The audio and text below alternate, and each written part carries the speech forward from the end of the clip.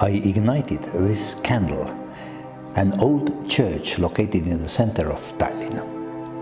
I hope the light of this candle helps the United Kingdom to conclude the Brexit negotiations successfully. In 1995, I was member of Estonian Parliament Riigikogu, and I supported Estonian application for subscription with European Union. More than 20 years ago, I didn't imagine that in the year 2018 we would see Brussels as a huge headquarters of bureaucracy. Every day we are having a lot of new rules and regulations coming out from Brussels offices. Whether they all are necessary for the members of the Union? Certainly not, but Brussels' machine of bureaucracy continued to produce them endlessly. Unfortunately, these are not only documents. The ocean of Brussels rules and regulations produces something more dangerous. Union members are losing their sovereignty. Some higher-level policymakers are keen to explain that sovereignty of the EU members are not important anymore.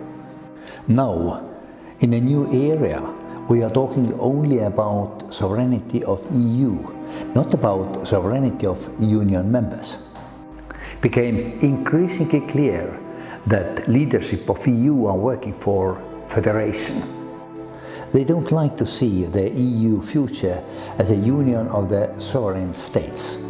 This is why always, when somebody from EU member tries to develop an independent policy, they will criticize roundly. For example, Hungary. For example, Poland. For example, Italy. More dangerous is that EU is standing back from most important democratic principles. For example, Spain.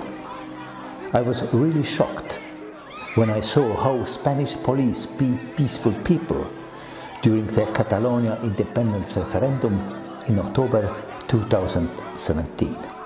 What is that? Democracy in the form of EU? I was one of them who bring Estonia out from Soviet Union, from the so-called evil empire. We did it peacefully. Even Soviet Union leadership and KGB didn't give an order to beat the Estonian freedom fighters in 1988.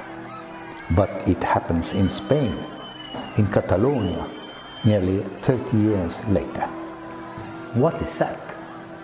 Disaster of democracy in EU. And what was the reaction from EU leaders? Basically nothing. Silence. Also, Estonian government and president didn't say anything. Another catastrophe of democracy in EU I observed after the referendum in UK in June 2016. It was absolutely unbelievable which way leaders of EU and the majority of the European Parliament handled the results of the referendum in United Kingdom. I didn't saw any respect for the decision to leave United Kingdom from EU. But it was decision of the citizens of United Kingdom. Mr. Jean-Claude Juncker cried to Nigel Farage in EU Parliament. I'm really surprised that you are here.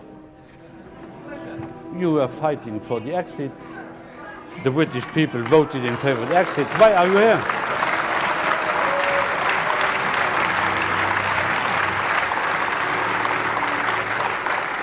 I was member of the Soviet Union Parliament in years 1989-91, and therefore I can confirm we didn't listen such statements even in Kremlin.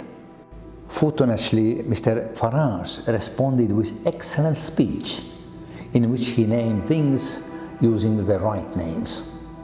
When I observed Mr. Farage's speech, I understood. Not everything is lost. Hopefully, United Kingdom will successfully recover her sovereignty. It gives hopefulness for some other members of EU who today are worried about his sovereignty. For example, Estonia.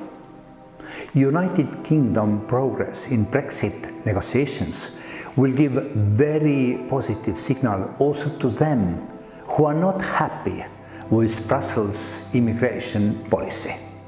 Sweden is close neighbor of Estonia. Sweden is an excellent example of the silly immigration policy. I lived several years in Sweden, and therefore I know that this fantastic country was 2-3 decades ago like a paradise on the earth. But today it is became dangerous to use the Stockholm Underground, to walk on the streets or to park cars somewhere. Possibly during the night your car will be burned. To keep in mind all these and other matters, it is very understandable the outcome of British referendum to leave EU to restore full sovereignty of the United Kingdom.